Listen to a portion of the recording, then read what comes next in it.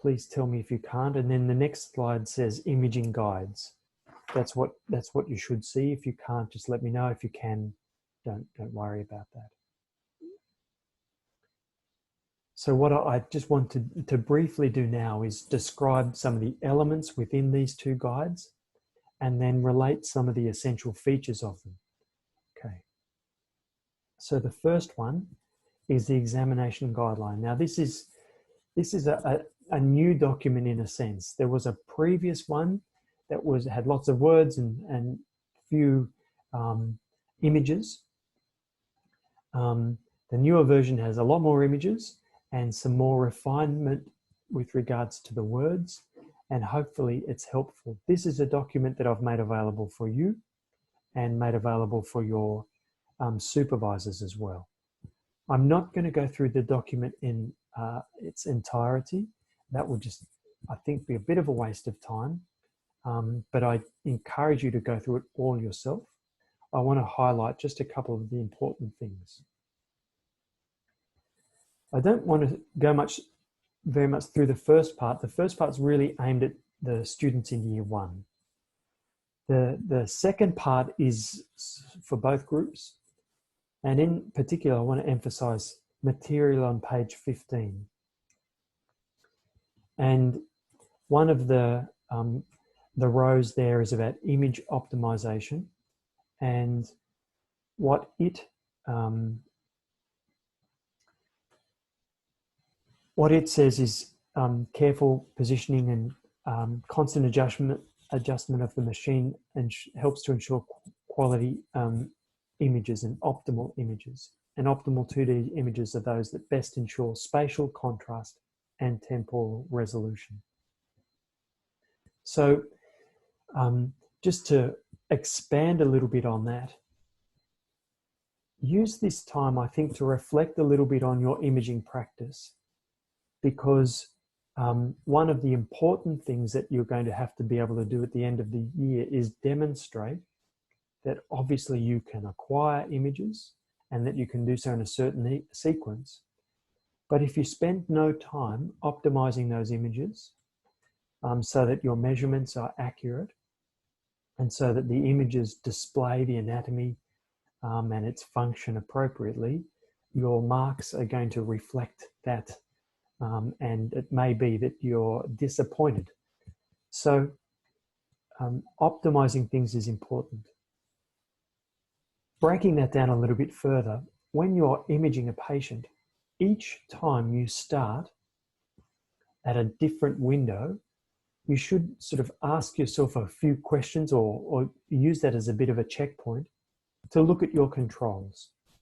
So when you're first starting out, I think most often you just would naturally, once you've found the window, go then to adjust depth and frequency and focus and width and gain and all those things. But then once you've imaged, from the parasternal long axis view, and you adjust, you might have tilted, upward or downward or to the side to acquire some other images. Once you turn around to the parasternal short axis view, try and get into the habit then of reassessing your controls. Now, over time, this is going to become second nature, and you're just adjusting your controls, all the time. But if you're still finding that that's not quite the case, that it's not second nature, I hope that what I'm doing is making that clear. Then obviously when you move from the parasternal window to the apical window, you do the same again, because things are going to be significantly different there in terms of depth, in terms of focus, etc. And then when you move to the subcostal and suprasternal. So that's just a little bit about 2D imaging, but the same can be applied for Doppler. One of the things obviously with Doppler is once you've made some adjustment and made some setting and adjusted some settings, they're retained by the machine. So you're going to have to make some adjustments anyway, but don't rely on what are the default settings, okay? if you come to the exam and you're just relying on the default settings to be the appropriate ones, it's not going to be enough to get, you know, the best marks possible.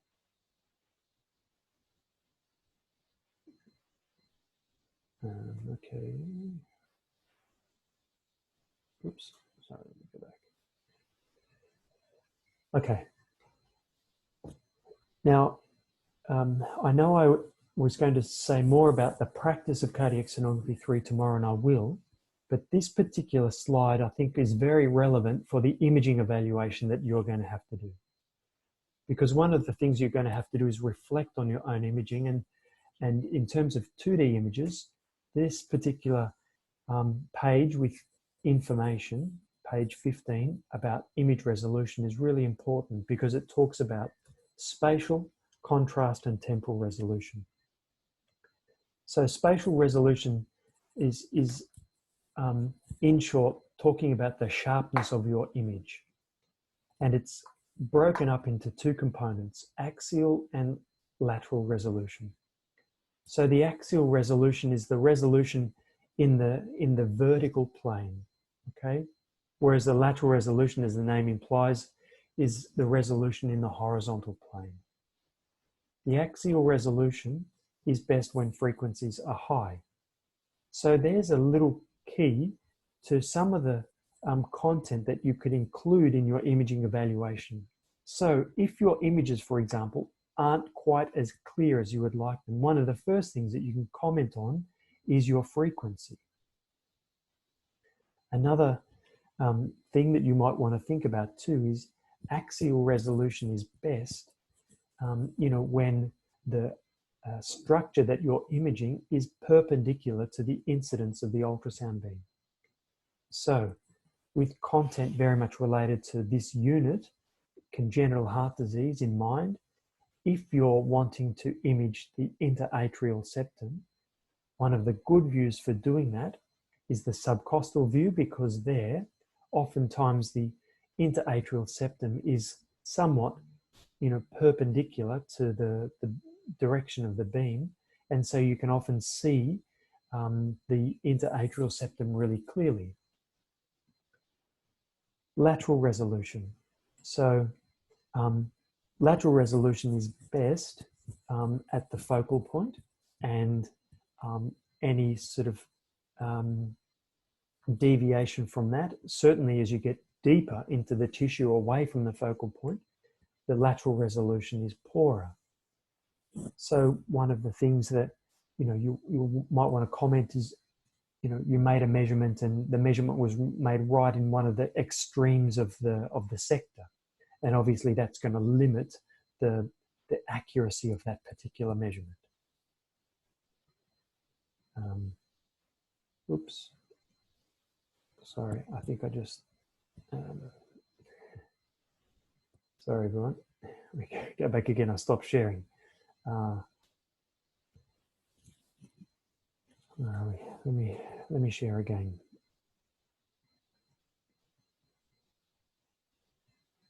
Okay.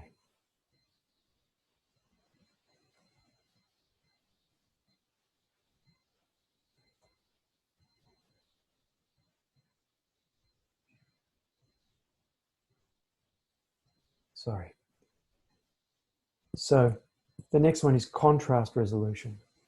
And contrast resolution is very much dependent on your gain. So with you know, contrast resolution, you want to be able to tell, you know, subtle differences between the soft tissue. So obviously your gains, your overall gains, as well as dynamic range, and most oftentimes these days, I guess machines have harmonics on automatically, but you want to, you know, talk when you're critiquing your image a little bit about that. An example might be, you mightn't have optimized your TGC as well as you could have. You know, your brightness in the near field may have been way too high, or your brightness in the far field, and that really degrades the image. So some examples of contrast resolution. And then temporal resolution, as the name suggests, relates to time, so relates to frame rate and your ability to capture and display, the moving structures and display them in a way that, shows their motion. So obviously, the depth at which you're imaging and the width of the sector you're imaging with are influencing factors. And this relates to 2D, but also to color as well. So just bear that in mind. Okay. A couple of measurements I just want to highlight as being quite important, because there's a difference here in the standard that's used. So almost always with 2D imaging, with measurements, you're using a convention, you're looking for whatever you do, you're looking for the black and white interface, but with 2D images, you're looking to measure things inner edge to inner edge. And for example, we've got a case here of measuring the left ventricular outflow tract diameter at the hinge point of the aortic valve there, perpendicular to the long axis. That's, I hope, a reasonable example, inner edge to inner edge. But when you're looking at the ascending aorta, that's the one measurement that you want to make differently, and you want to measure this time leading edge to leading edge. So here we've got measurements made at the sinuses and then the sinotubular junction, and an example there of the ascending aorta, leading edge to leading edge. So that's an exception. So I just want you to be very much aware of that, because it's important both in your clinical practice and when it comes around to any exams that you want to have, that you're aware of that distinction. There are other examples of measurements throughout the guideline, and I encourage you to look at those. One of the important ones, measurements that you're going to have to use, both in terms of completing your logbook and in terms of completing exams, etc., is measuring ejection fraction, left ventricular ejection fraction. So you're going to be calculating volumes. So look at the guideline and some of the guides that are provided in this case. May I just say that this is not meant to be this is as a sort of a quick reference. There are, the textbooks that you should be referring to as well for greater depth. But a couple of things that are pointed out here is, one, LV ejection fraction is limited by a number of things, including foreshortening of the ventricle. So that is to say, if the imaging plane that you've chosen for your 4-chamber image cuts through the 4 chambers at sort of an oblique angle, or does not cut through the true apex of the left ventricle, you're going to shorten the length of the ventricle, and you're going to underestimate the volume, and all of a sudden you're going to have inaccurate measurements. So that's important. I can just see someone's just come online. Okay, if someone who's just come online, everything we've said so far has been taped, so you'll been recorded, so this will be available. So yeah.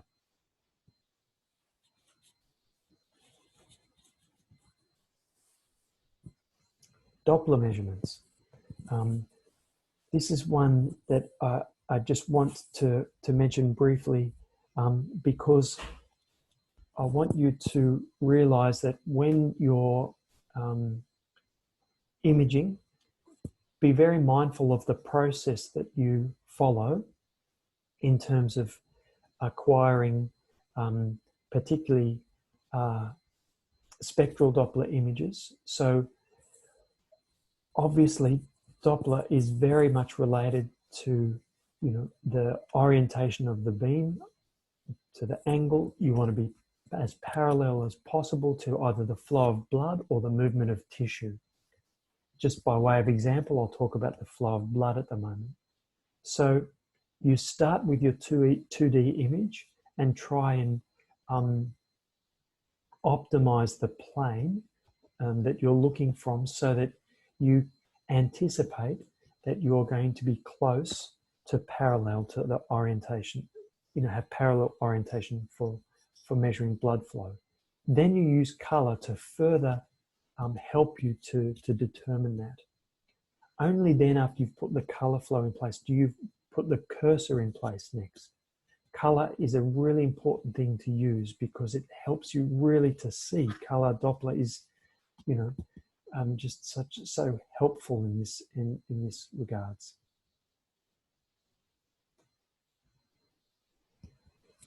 Once you've got your cursor in place, then if you're parallel, you can then think about positioning your sample volume if you want to use pulse wave Doppler. Okay, so follow the steps: 2D, color, spectral Doppler. Okay.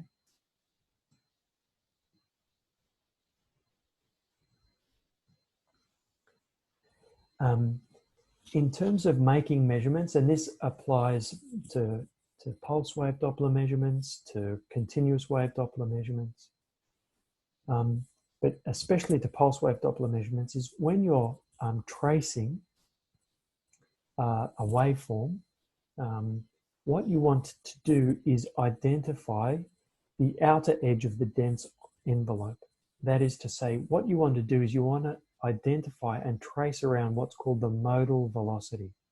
So that's a modal is similar to mean, is related to, in short, the velocity at which most of the blood cells are traveling, and you want to be tracing around that. So there's some examples there of one of a trace and then of a maximal measurement there. And the other thing from the guideline that I want to reinforce are the bottom three rows here, because I want you to get very used to having to adjust the horizontal sweep when you're measuring things, especially when timing is important. So when you're measuring with spectral Doppler, when you acquire an image, you can acquire an image at a slow sweep speed so as to present as a good number of waveforms, so that you can show, that, for example, the waveforms are uniform and regular, and that there's no, variation.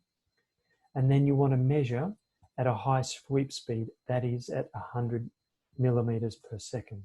Okay. I can see a couple of images here.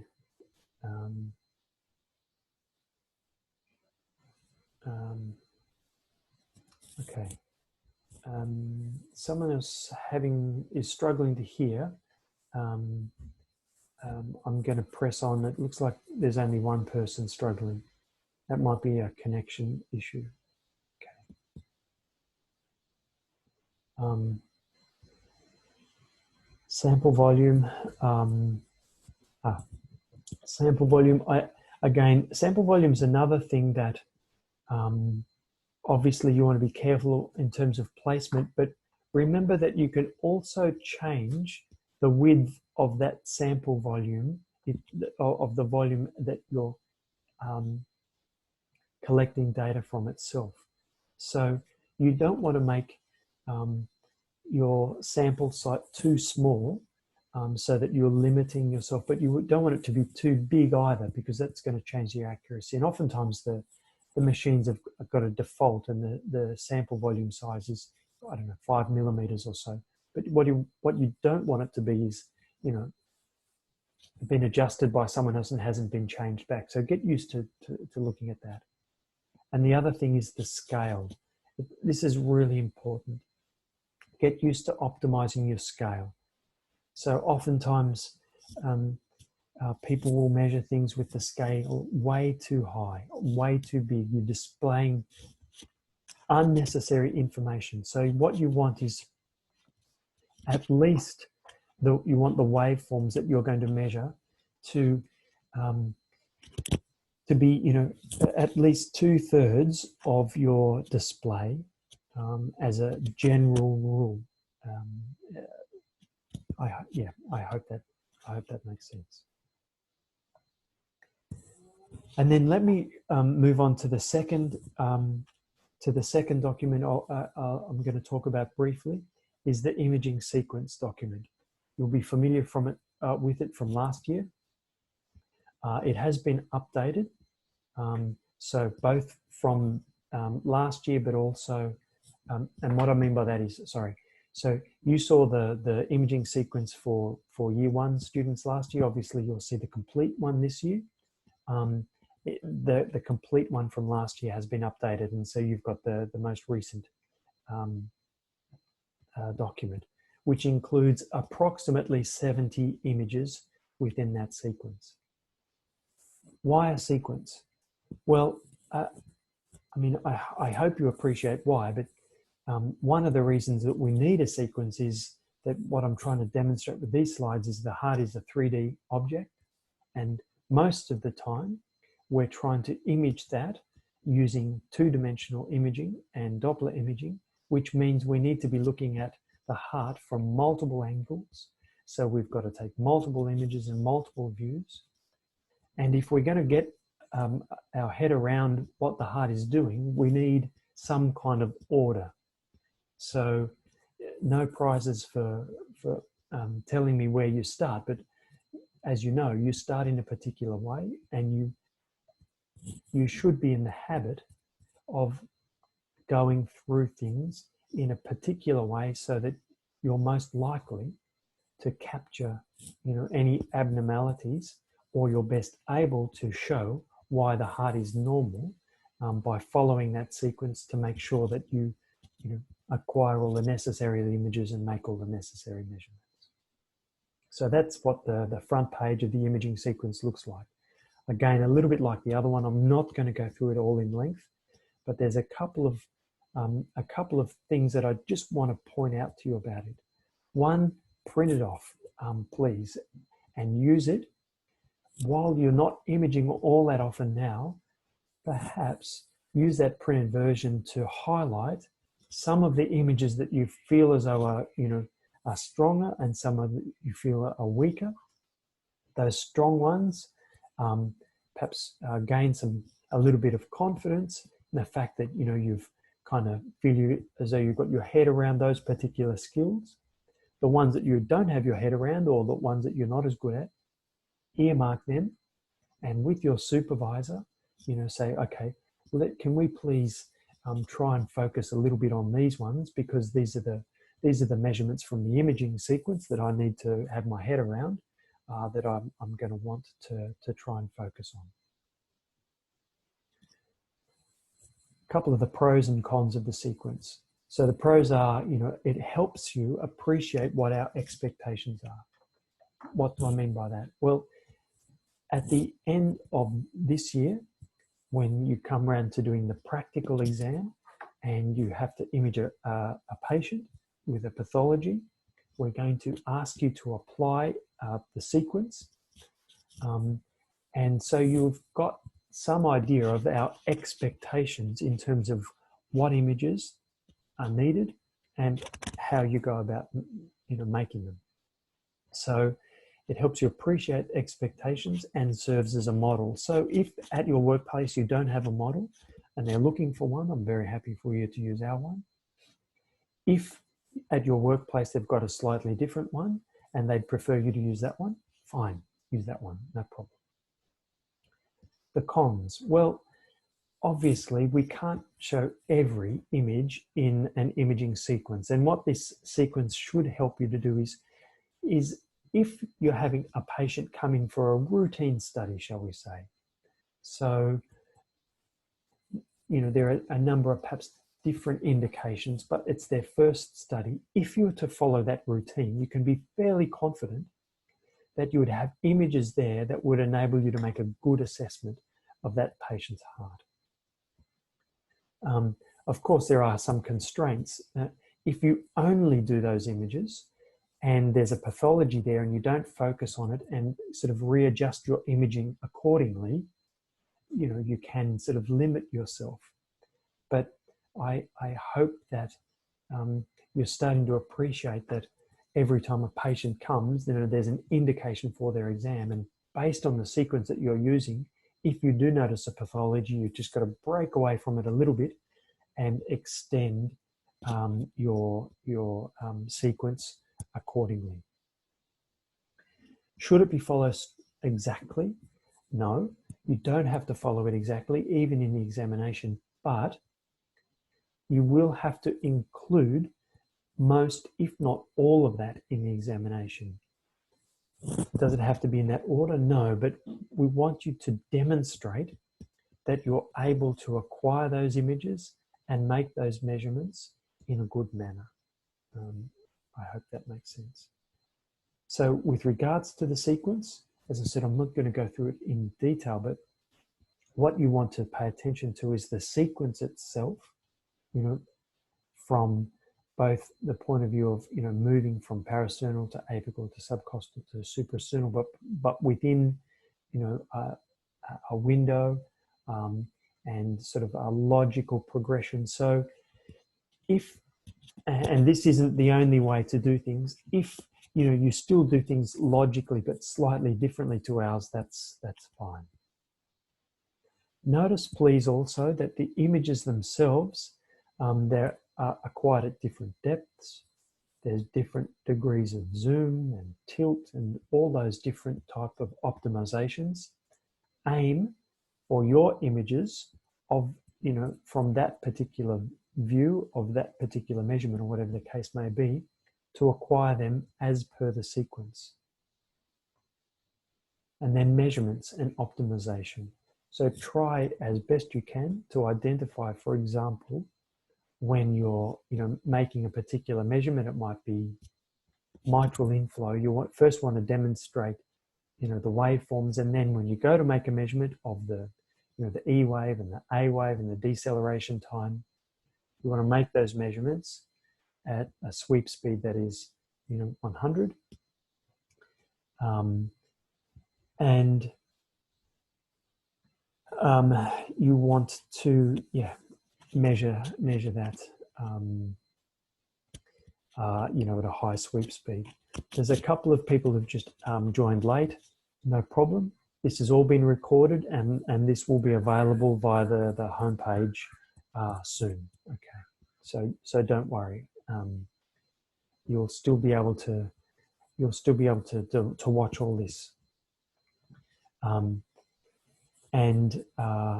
So that's measurements. So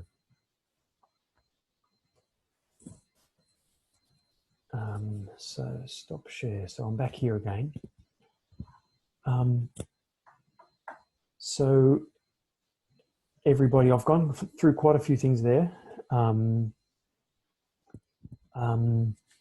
about imaging sequences and the likes. Are there any questions about those?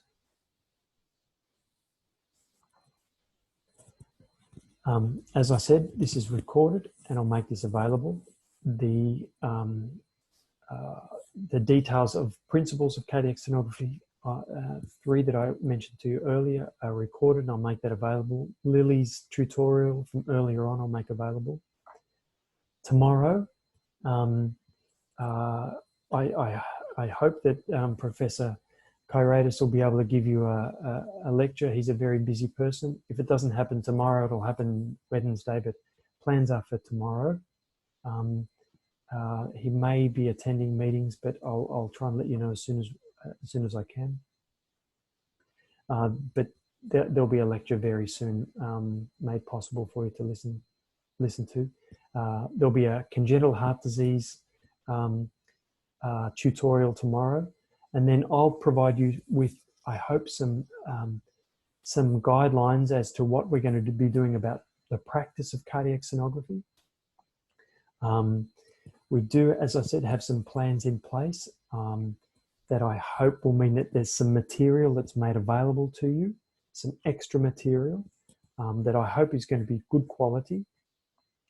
Furthermore, I'm planning to have out to you very soon a short survey that I hope will enable me to get a better idea of everyone's particular circumstance. Now, I know you have sent me emails and I appreciate that. Thank you.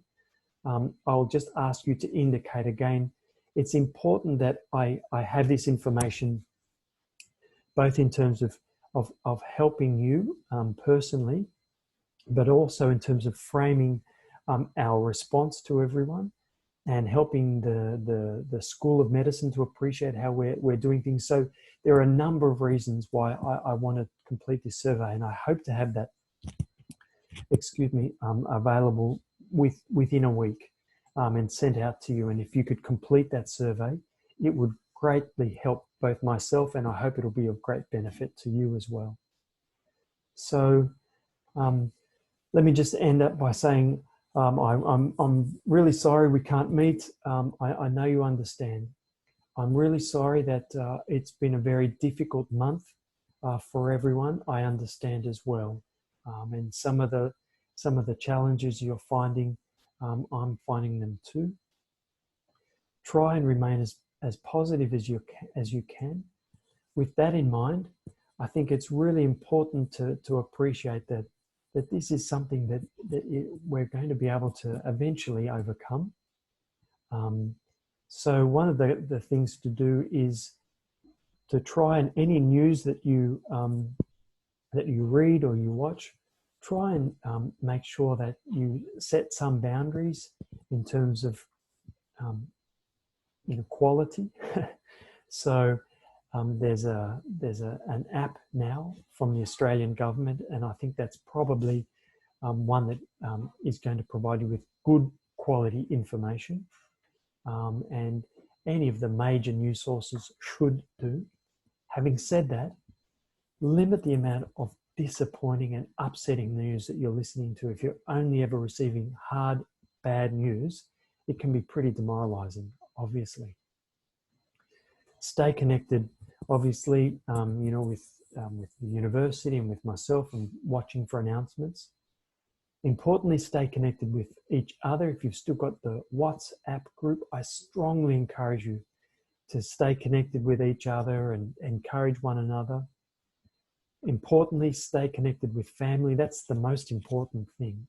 Don't think that, you need to, end family life just to, get things done for university. Please, your family is just obviously so important, and so is your friends. Stay in touch with your friends. Take the opportunity to get some exercise for peace of mind, for study. If you're in the middle of one of your assignments and you're really starting to find that you're not thinking clearly, do some exercise.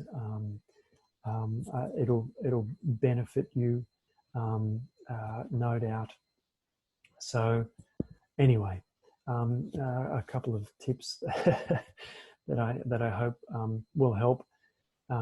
Again, I'll fill you in tomorrow about what we're going to do with practice of cardiac sonography. Thank you to everyone for joining in.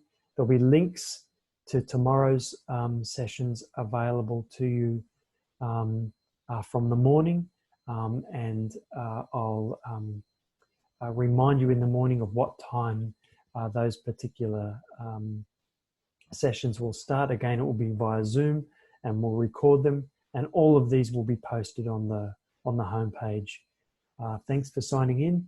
Look forward to seeing you all tomorrow. Thank you. Bye for now. Thank you. Thank you.